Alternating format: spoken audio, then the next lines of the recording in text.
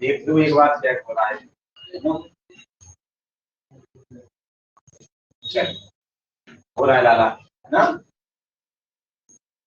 Record हो रहा है। देखिए बोलना प्लीज। आशीष क्लासेस के ऑनलाइन और ऑफलाइन क्लासेस में आप सभी का स्वागत है। आज हम लोग एक न्यू सेशन की ओर बढ़ने वाले हैं जिसका नाम है वेक्टर एनालिसिस, यानी जो हमारा सदिश विश्लेषण है उसके बारे में थोड़ा कॉन्सेप्चुअल पढ़ेंगे, उसके बाद एक्सरसाइज को आगे कंटिन्यू करेंगे। ठीक है, तो उसी टॉपिक को आज स्टार्ट करते हुए फर्स्ट टॉपिक आज हम स्टार्ट करते हैं। इस सेशन का नाम है ये सदिश विश्लेषण। सब लोग हेडिंग डालेंगे सदिश विश्लेषण। लिखिए सब लोग सदिश विश्लेषण। सदिश विश्लेषण इंग्लिश में बोलते हैं vector analysis. Vector analysis, analysis. ठीक है बेटा, तो पहले समझने का प्रयास करते हैं इससे एक्चुअल में होता क्या है ना। हम सबसे पहले राशियों के बारे में पढ़ने का प्रयास करते हैं कि राशियां हमारी कितनी प्रकार की होती है। अगर हम एक प्रकार से इस प्रकार से स्थिति को अवलोकन करें कि पहले हमने जब मैथ स्टार्ट कराए थे तो दो प्रकार की राशियों के बारे में बताए थे। एक तो वेरिएबल होते हैं, एक नॉन वेरिएबल होते हैं, एक चर और एक अचर होते हैं। लेकिन आज यहाँ का परसेप्शन थोड़ा सा उलट गया है। यहाँ हमें दो प्रकार की राशियां पढ़नी है, लेकिन पहली पढ़नी सदिश और दूसरी पढ़नी अदिश। ओके बेटा, उसी के बारे में हम फोकस करेंगे। तो पहली हेडिंग रहेगी कह रहा है राशियां। इसकी हेडिंग देखो, वे गणितीय मान, वे गणितीय मान जो किसी रेखा पर लगाए गए बल, जो किसी रेखा पर लगाए गए बल और उसकी दिशा को परिभाषित करते हैं। लगाए गए बल और उसकी कह रहा है जो डायरेक्शन है उसको परिभाषित करते हैं। ठीक है बेटा, ये प्रायः तीन प्रकार की, ये प्रायः तीन प्रकार की होती है। ये प्रायः कितने प्रकार की होती हैं? तीन प्रकार। देखते हैं। पहली राशि होती है अदिश राशि। अदिश राशि इसको बोलते हैं स्केलर क्वांटिटी। स्केलर क्वांटिटी, ठीक है बेटा, क्या होती है इसको समझने का प्रयास करेंगे। दूसरी होती है एक सदिश राशि, जिसको सदिश राशि कहते हैं, वेक्टर एनालिसिस कहते हैं। सदिश राशि इंग्लिश में बोलेंगे वेक्टर क्वांटिटी। क्या बोलेंगे बेटा? Vector quantity. ठीक है बेटा, अगली एक और होती है, अगर समझा जाए तो बेसिकली होती दो ही है, लेकिन ये तीसरी इसके एक सेतु काम करती है। सेतु का मतलब है इन दोनों के बीच का काम करती है। ओके, मध्य काम करती है। इसका नाम है प्रतिदिश राशि। कौन सी राशि? प्रतिदिश राशि। ये आप लोगों ने फिजिक्स में कहीं ना कहीं पढ़ रखा हो। ठीक है बेटा, इसे क्या बोलते हैं? एंटी एंटी डायरेक्शन, है ना, एंटी डायरेक्टिव क्वांटिटी। क्वांटिटी, ठीक है, क्या होती है इसको बारी बारी से पढ़ने का हम लोग प्रयास करेंगे। तो पहली हेडिंग रहेगी अदिश राशि। अदिश राशि, ठीक है, बोले बेटा फर्स्ट हेडिंग। फर्स्ट हेडिंग बोले। देखिए, अगर समझा जाए तो बेसिकली ये सब आपने फिजिक्स में पढ़ रखा है बहुत अच्छे प्रकार से। आज हम उसको थोड़ा सा कन्वे करने का प्रयास कर रहे हैं, है ना। तो हो सकता है वहां जो चीजें आपने पढ़ी उससे और बेहतर हो जाए। अब पहले से हम नहीं कहेंगे कि और अच्छे से हो जाएगा, लेकिन जब हम उसका परसेप्शन देखेंगे, क्रिएशन देखेंगे, तो हमें समझ में आ पाएगा कि हाँ और अच्छा है कि नहीं। पहले से किसी के बारे में इंडिकेट करना सही नहीं है। पहली हेडिंग रहेगी अदिश राशि, स्केलर क्वांटिटी। बोले बेटा, देखो ऐसी राशियां जिनमें केवल परिमाण होता है, ऐसी राशियां जिनमें केवल परिमाण होता है और दिशा का ज्ञान नहीं होता, और दिशा का ज्ञान नहीं होता, वे अदिश राशियां कहलाती हैं। दूसरी परिभाषा इसकी ऐसी भी आप व्यक्त कर सकते हैं कि वे राशियां जिनको व्यक्त करने के लिए केवल परिमाण की आवश्यकता होती है, मतलब दिशा की आवश्यकता नहीं होती, उन राशियों को बेसिकली हम लोग क्या कहते हैं, अदिश राशि। ठीक है बेटा, तो ये कौन कौन सी होती है पहले समझने का प्रयास कर लेते हैं।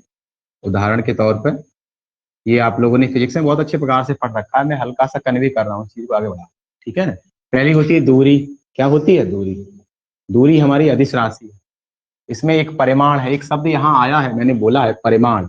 इस परिमाण शब्द का अर्थ आपको आना चाहिए। अगर इंग्लिश की बात करें तो इसका अर्थ होता है मैग्नीट्यूड। क्या अर्थ होता है? मैग्नीट्यूड। और वैसे मैंने आपको बताने का ये प्रयास किया था कि मैग्नीट्यूड का अर्थ होता है प्रत्येकांक वस्तु की पुनरावृत्ति। कोई वस्तु कितनी बार आ रही है उसको बोलते हैं उसका परिमाण। Is that clear? तो वही चीज आज हम लोग को समझने का प्रयास करते हैं कि अदिश राशियां और वे राशियां होती हैं जिनमें मतलब ओनली ऑन क्या होता है, मैग्नीट्यूड होता है। मैग्नीट्यूड क्या होता है? प्रत्येकांक वस्तु की पुनरावृत्ति, रिपीटेशन होता है। ठीक है बेटा, तो यहां से हम ये इतना समझ सकते हैं, दूरी है ना, एक समय है ना, एक चाल है, ओके बेटा, एक एंगल है, एक कोण है, ओके बेटा। इनको केवल परिमाण की आवश्यकता होती है, डायरेक्शन की आवश्यकता नहीं होती है। ईटीसी एटसेट्रा और भी होती है बहुत सारी राशियां। तो आप बेसिकली इतना दिमाग में रखने का प्रयास करें कि वे राशियां जिनको व्यक्त करने के लिए ओनली ऑन मैग्नीट्यूड की जरूरत पड़ती है, ओके, डायरेक्शन की जरूरत नहीं पड़ती। अब इसका एक एग्जाम्पल के माध्यम से समझें तो चीजें बेहतर समझ में। ओके बेटा, पहले इसका एग्जाम्पल कन्वे करें फिर आगे बताएं। इसे उतारें, दूरी हुआ, समय हुआ, चाल हुआ, एंगल हुआ, मतलब कोण हुआ, और एटसेट्रा, बहुत सारी चीजें। एक बात मैं आपसे क्वेश्चन के माध्यम से समझाऊं, मैं आपसे ये कहूं कि मैं 8 किलोमीटर गया, मैं 8 किलोमीटर गया, लेकिन मैंने यहाँ पूरी स्थिति के बारे में अवलोकन नहीं करा है। मैं 8 किलोमीटर तो गया हूँ, लेकिन कौन डायरेक्शन में गया हूँ ये मैंने स्पष्ट नहीं करा है। तो यहाँ पर परिमाण तो है कि 8 किलोमीटर गया, 1 1 किलोमीटर 8 बार आया, 1 किलोमीटर चल गया, फिर 1 किलोमीटर चल गया, फिर अगला 1 किलोमीटर चल गया, लेकिन 8 किलोमीटर तो गया हूँ। लेकिन एग्जैक्ट ये नहीं बताया कि हो सकता है पूरब की ओर गया हूँ, पश्चिम की ओर गया हूँ, ऊपर की ओर गया हूँ, नीचे की ओर गया हूँ, यानी मैंने स्पष्ट नहीं करा है कि मैं कहाँ पर जा रहा हूँ। तो ये जो राशियां हैं, इस प्रकार की जो राशियां को क्या बोलेंगे? अदिश। ठीक है, इसमें दिशा का कोई ज्ञान नहीं होता, इस कारण से इसे क्या बोलते हैं? अदिश। Is that clear? इसको उतार लिया है। अगली हेडिंग राज रहेगी सदिश राशि, वेक्टर क्वांटिटी, सदिश राशि।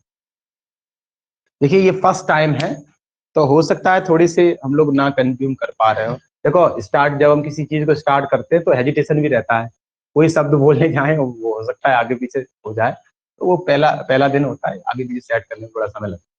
देखो सदिश राशि कौन सी राशि है? सदिश। जैसे कि सा का मतलब होता है साहित्य से, ओके, तो एकदम स्पष्ट है कि वे राशियां जिनमें परिमाण के साथ साथ वो डायरेक्शन को भी व्यक्त करती है, मतलब दिशा भी क्लियर होती है, उसे कहते हैं सदिश राशि। ये आप फिजिक्स में पढ़ चुके हैं बहुत अच्छे प्रकार से, लेकिन मैं अपने बिहाफ पे अपने एक आस्पेक्ट से लेकर चल रहा हूँ। आपको आता है बहुत अच्छी बात है, लेकिन अपना एक करीना स्टार्ट मतलब समाप्त करना चाहता हूँ, तो मेरे कार्य क्षेत्र में आ रहा है उसको मैं समाप्त करने का प्रयास कर। बोलो बेटा, देखो वे राशियां जिनमें दिशा के साथ साथ, जिसमें कह रहा है दिशा के साथ साथ परिमाण भी उपस्थित होता है, जिनमें दिशा के साथ साथ परिमाण भी उपस्थित होता है, वे सदिश राशियां कहलाती हैं। वे सदिश राशियां कहलाती हैं। इसको उलट के भी बोल सकते थे हम, इसको हम ऐसे भी कह सकते थे कि वे राशियां जिनमें परिमाण के साथ साथ क्या होती है, वो डायरेक्शन दिशा भी होती है। ठीक है, बात दोनों एक है, को सदिश राशियां कहते हैं, है ना। जैसे जैसे विस्थापन, जैसे विस्थापन, और आगे आ जाते हैं वेग, है ना बेटा, वेग के बाद आ जाता है त्वरण, ऐसे रिलेशन, ये सब फिक्स के वर्ड है, ये आपको पहले से आते होंगे, ईटीसी एटसेट्रा, और भी हैं बहुत सारे। उनका उद्देश्य नहीं है केवल इतना बताना है कि विस्थापन क्या भला है, ये सब। और मेरा ये सब मानना है कि आपको विस्थापन दूरी में अंतर आता है ना, इसे डिस्प्लेसमेंट, वो डिस्टेंस है, तो क्या अंतर होता है ये मैं, ऐसा मेरा मानना है कि ये सब आपको आता है। वेग क्या है और चाल क्या है, अंतर क्या है, वो आपको आता है ना। आपको मालूम है कि दूरी का मीनिंग क्या होता है, विस्थापन का मतलब क्या होता है। ये सदिश राशि है विस्थापन, और ये दूरी कैसी? अदिश राशि है। लेकिन बेसिकली इससे पहले हमें दोनों में अंतर आना चाहिए, है ना। तो वो ऐसा मेरा मानना है कि आपको शायद सबको वो आता होगा, नहीं आता तो एक सेशन में दोबारा से लेकर ये सब चीजें दोबारा से बता दें, है ना। फिलहाल अभी आप इतना समझने का प्रयास करें ये वे राशियां जिनमें डायरेक्शन भी होती है और मैग्नीट्यूड भी होता है, उन्हें कहते हैं सदिश राशि। उन्हें क्या कहते हैं? इसके बारे में आज हम लोग पढ़ने का प्रयास, क्योंकि अपने अध्याय का जो नाम है वो है सदिश विश्लेषण। इसी के बारे में पढ़ने का प्रयास करेंगे। एक्चुअल में वेक्टर क्वांटिटी को जो बिहेव है, जो वो एक प्रकार का व्यवहार करती है, वो किस प्रकार का व्यवहार करती है, वो आज हम लोग पढ़ने का प्रयास करें। ठीक है, उससे एक और हेडिंग डालते हैं, प्रतिदिश राशि। प्रतिदिश राशि, anti directive anti directive quantity. ठीक है बेटा, वैसे ये आप लोगों ने फिजिक्स में सब पढ़ रहा है, यानी वे राशियां जो कह रहा है सदिश और अदिश के मध्य का काम करती है ना। तो लिखो, वे राशियां जो सदिश और अदिश राशियों के मध्य एक सेतु का कार्य करती है। वे राशियां जो सदिश और अदिश के मध्य सेतु का कार्य करती हैं, ब्रिज, उन्हें प्रतिदिश राशियां कहते हैं। प्रतिदिश राशियां कहते हैं। ओके बेटा, ये अकॉर्डिंग टू क्वेश्चन होता है, ये प्रश्न की स्थिति पर निर्धारित करता है कि वो कैसे कैसे बिहेव करे, कैसे कैसे अपना व्यवहार को व्यक्त करे। ठीक है, ये सब चीजें आगे जाके हम लोग पढ़ेंगे। आज हम लोग हेडिंग डालेंगे ये सदिश विश्लेषण। आज हमें इन्हीं राशियों के बारे में पढ़ने का प्रयास। ठीक है, तो अगली हेडिंग रहेगी सदिश राशि का एक निरूपण। हेडिंग रहेगी किसी सदिश राशि का निरूपण।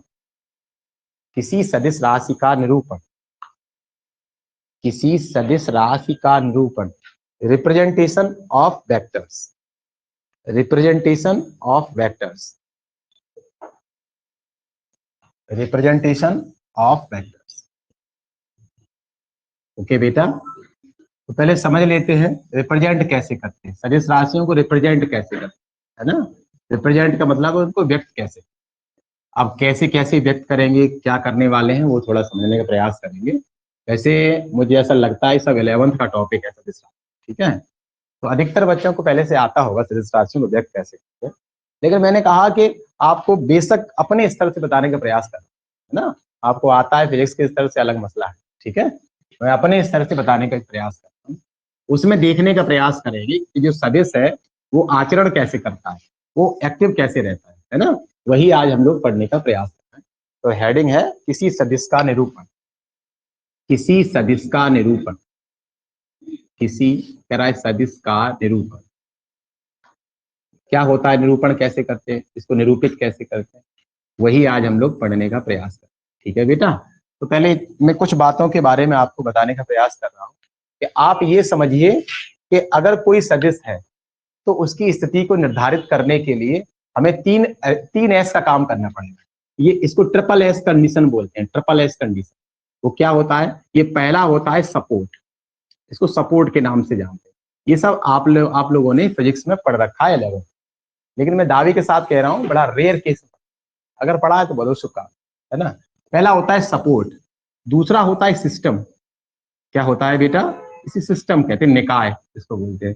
और दूसरा होता है सेंस, इसको सेंस का मतलब होता है उसकी डायरेक्शन किस साइड में, उसे सेंस के द्वारा कहते हैं। तो कोई भी जो हमारा सदिश होता है वो ट्रिपल एस कंडीशन पे एक्टिव रहता है, मतलब इसके अनुसार आचरण करता है, इसके अनुसार अपनी चीजों को व्यक्त करता है। तो पहले समझ लेते सपोर्ट क्या बला है, सिस्टम क्या बला है, सेंस क्या बला है ना बेटा।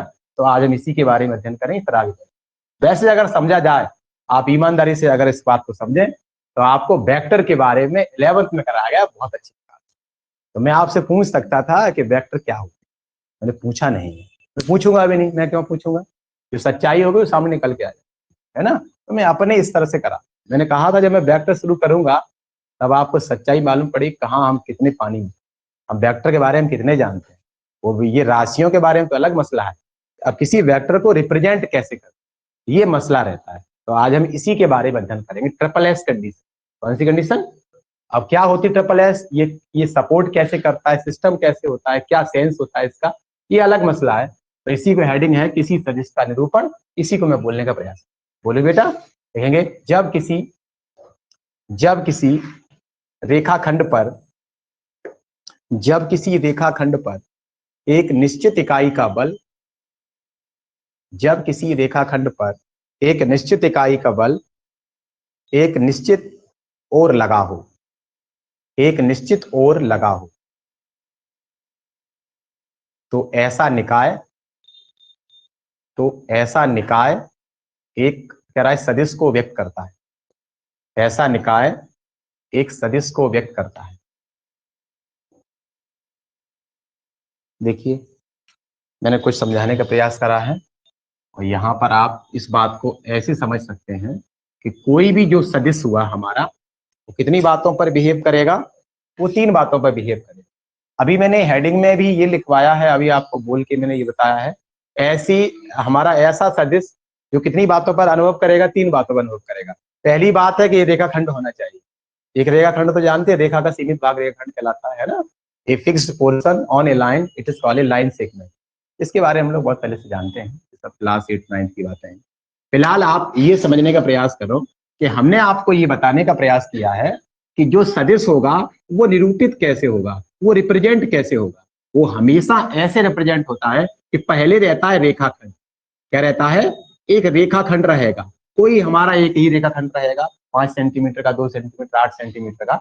उसके बाद में एक इकाई का बल कार्य करेगा, एक निश्चित बल कार्य करेगा, है ना। ये मैं आपको क्या समझाने का प्रयास कर रहा हूँ, शायद आप समझ पा रहे हैं। मैं आपको ये बताने का प्रयास कर रहा हूँ वेक्टर ए बी कैसे बनता है।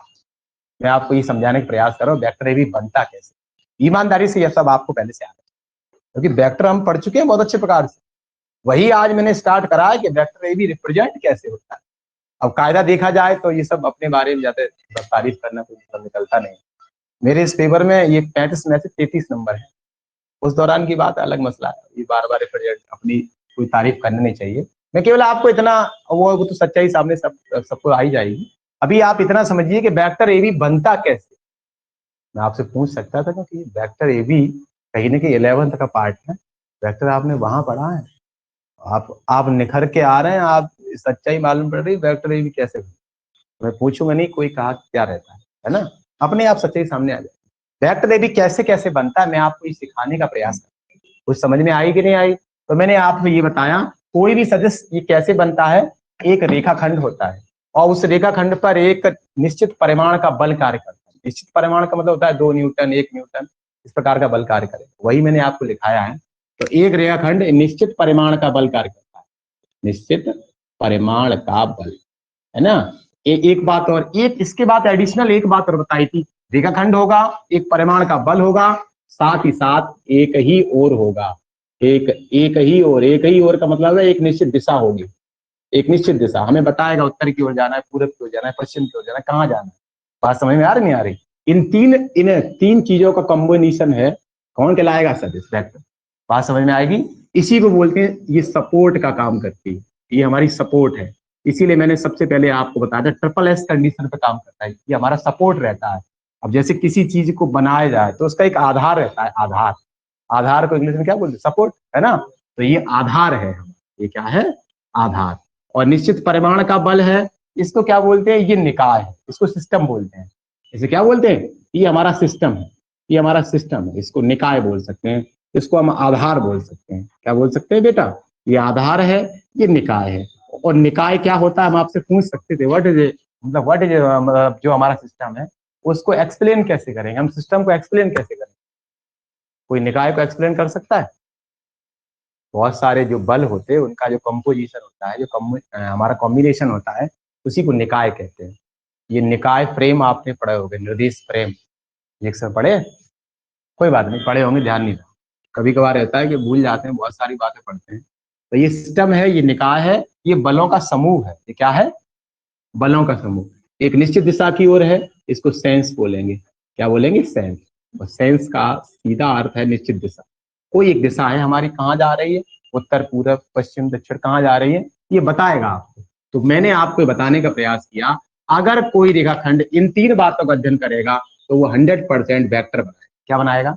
वेक्टर। उदाहरण के तौर पर जब मैं आपको बताऊंगा, एक रेखाखंड था ए बी। कौन सा था रेखाखंड?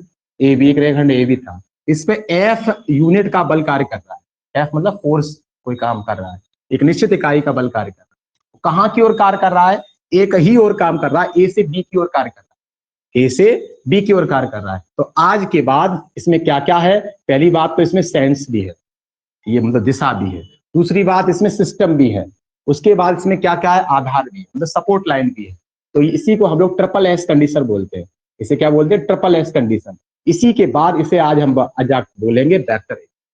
आज जाके इसे क्या बोलेंगे, वेक्टर ए बी। तो कोई मैं आपसे पूछूं कि कोई रेखा अगर वेक्टर ए बी का रूप कब कब स्थापित करेगी, तो आपका सीधा अर्थ है कि पहले एक सपोर्ट लाइन होनी चाहिए, आधार भुजा होनी चाहिए, एक ही बल कार्य करना, एक निश्चित इकाई का बल कार्य करना चाहिए। अब वो कहाँ कार्य करना चाहिए वो हमें बताएगा, उत्तर की ओर कार्य कर रहा है, पूरब की ओर कार्य कर रहा है, कहाँ कार्य कर रहा है।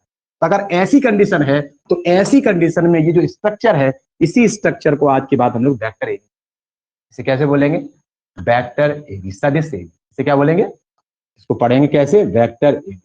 Is that clear? ओके। इसका स्थापन कैसे है, इसका स्थापन ऐसे है कि जो वेक्टर ए से बी की ओर जा रहा है, यानी बिंदु ए से बी की ओर सदिश कार्य कर रहा है। Is that clear? ये तुम्हारी किताब में ऐसे लिखा है और कहीं कहीं किताबों में वेक्टर ए बी को ऐसे भी व्यक्त कर रहा है। ओके, ये दोनों ही बातें कहीं ना कहीं वेक्टर ए बी, लेकिन तुम्हारे में शायद हमें ऐसा लगता है ऐसी, आपको ऐसा भी आना चाहिए वेक्टर का मतलब क्या है। बेसिकली अगर मैं आपसे पूछ लेता कि वेक्टर रिप्रेजेंट कैसे होता है, तो मुझे ऐसा लगता कि मैं कहना नहीं चाहिए किसी के बारे में, क्योंकि ये फिजिक्स का मामला है, अपने बारे में ज्यादा इन्वॉल्व होना नहीं चाहिए, लेकिन सच्चाई सच्चाई होती है। आज से पहले मैं आपसे पूछ सकता हूँ, या आप या जो भी आपके साथ मतलब फ्रेंड सर्कल है, उनसे आप पूछ सकते हैं कि वेक्टर बनता कैसे। अभी मैं जोड़ ओड़ तो सिखा ही नहीं रहा हूँ, अभी मैं ओनली ऑन इतना रिप्रेजेंट करना सिखा रहा हूँ कि कोई वेक्टर रिप्रेजेंट कैसे होता है, कोई वेक्टर जो होता है वो एक्चुअल स्थिति को व्यक्त कैसे करता है, निरूपित कैसे होता है, वो आज आपको शायद समझ में आए। बताएं क्या समझ में आया? कोई वेक्टर रिप्रेजेंट कैसे होता है, मतलब वो प्रदर्शित कैसे होता है। तो प्रदर्शित करने के लिए कितनी चीजें होनी चाहिए, 3 चीजें, आधार भुजा होना चाहिए, दूसरी क्या है, एक बल कार्य करना चाहिए, और कहाँ कार्य कर रहा है ये भी स्थिति स्पष्ट होनी चाहिए। अगर इन तीनों बातों के बारे में क्लियर कट इन्फॉर्मेशन है तो हम कह देंगे ऐसा कंपोजिशन क्या कहलाएगा, वेक्टर। Is that clear? बड़े आराम समझ में आ रहा है, जबकि वास्तविकता ये है कि सब 11th का मामला है। तो मैं दावे के साथ कह रहा हूँ, जो तुम्हारे फ्रेंड सर्कल हैं वेक्टर को रिप्रेजेंट करने में जानते हैं वेक्टर, हाँ उन्होंने सुन रखा है वेक्टर क्या होता है, उन्होंने कहा कि सदिश राशियां वेक्टर होती है, लेकिन रिप्रेजेंट कैसे होती है, वो निरूपित कैसे, व्यक्त कैसे, कैसे ही व्यक्त होती है। Is that clear? फाइनली उतारेंगे इसको, बनाए।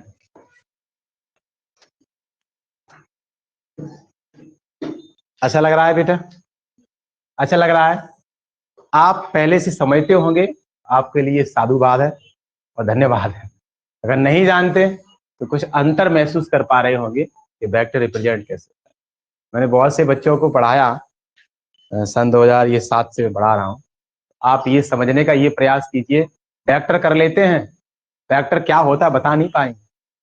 देखो, हमारा उद्देश्य किसी की कमी को ढूंढना नहीं, हमारा उद्देश्य ये है कि आप बेसिक से पढ़ पा रहे हैं कि नहीं पढ़ पा रहे, आप एक कंसेप्चुअल स्थिति को पढ़ पा रहे हैं कि नहीं पढ़ पा रहे, आप कॉन्सेप्ट से पढ़ पा रहे नहीं पढ़ पा रहे।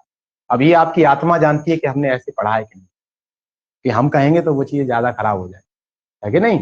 वेक्टर के बारे में कितने लोग इससे जानते हैं, ये हमारा ट्रिपल एस कंडीशन में कार्य करता है, कितने लोग जानते हैं? मैं जानता हूँ, रेयर केस में एक आध या दो। मैं ये नहीं कह रहा कोई नहीं जानता, जो अच्छे से पढ़ा होगा वो जानता होगा, सही बात है कि नहीं। और वेक्टर पढ़ाया अवश्य होगा, सबने पढ़ा है ना सब लोगों ने। तो वेक्टर आज से पहले कैसे जानते थे? बस वही जानते, आई कैप और जे कैप और वेक्टर ए बी फलाना ए बी। मैं पूछ रहा हूँ ए बी वेक्टर कब बन गया, कोई रेखाखंड वेक्टर कब बन गया है लाली, कोई रेखाखंड वेक्टर कब बन गया? इसके कुछ ये हमारी लिमिटेशंस होती है, कुछ हमारी ये मतलब इसे क्राइटेरियाज है, वही क्राइटेरिया के बारे में, ये मेरिट्स हैं, उन्हीं मेरिट्स के बारे में आज हमें। निश्चित इकाई का बल एक निश्चित ओर कार्य करता है और निश्चित रेखाखंड पर कार्य करता है, उसी को हम लोग क्या बोलते हैं, वेक्टर है। Is that clear? सबको समझ में आ गई? कोई सदिश ये किन किन स्थितियों में रिप्रेजेंट होता है, सबको समझ में आ गई। आधार होना चाहिए सिस्टम, और ये सपोर्ट रहना चाहिए और सेंस होना चाहिए। डन है? अब थोड़ा आगे बढ़ेंगे, अब थोड़ा आगे बढ़े, समझ में आया थोड़ा बहुत? पक्का समझ तो आ रहा है? ऐसा नहीं पता नहीं क्या चल रहा है मामला, अच्छा लग रहा है? ठीक है, आज आगे बढ़ने का प्रयास करते हैं और ये देखते हैं कि जो सदिश होता है वो अक्षों के मध्य कैसे व्यक्त होता है, रिप्रेजेंट कैसे होता है। फिर हम इकाई सदिश पढ़ेंगे, एक्स अक्ष का इकाई सदिश आई कैप होता है, वाई अक्ष का जे कैप होता है, जेड अक्ष का के कैप होता है, वो क्यों होता है, समान सदिश क्या होते हैं, असमान सदिश क्या होते हैं, इन सब सदिशों के बारे में नंबर बाई नंबर पढ़ने का प्रयास। तो हमें ऐसा लगता है कि आज इतना रखते हैं, थोड़ा ये सेट करने में थोड़ा समय खराब हो गया, तो माफी चाहते हैं आज के लिए। अगले सेशन को इसी से आगे स्टार्ट। ठीक है लाला, बड़ा खुश हुआ है। एक मिनट इसे बंद करने में, उसके बाद कुछ कहाँ से बंद होगा।